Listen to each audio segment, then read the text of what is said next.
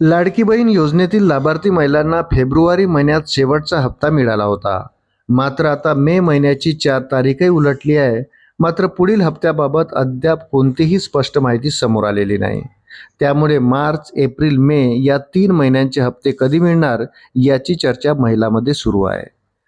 प्रत्येक महिन्याच्या 10 तारखेपर्यंत लाभार्थी महिलांच्या खात्यात लाडकी बहीण योजनेचे पैसे जमा केले जातात.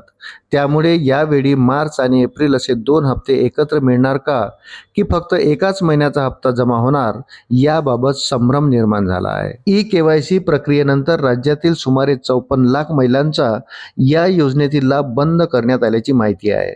त्यानुसार आता सुमारे 1,89,00,000 पात्र महिलांना दरमहा 15,000 रुपयाचा लाभ दिला जाणार आहे. मात्र अनेक महिलांच्या खात्यात जानेवारी आणि फेब्रुवारी महिन्याचेही हप्ते अद्याप जमा झाले नसल्याची तक्रार समोर आली आहे.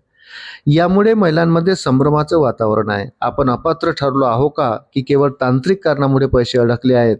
तसेच पुढील हप्ते एकत्र मिळणार की टप्प्याटप्प्याने, हा प्रश्नही उपस्थित केला जात आहे.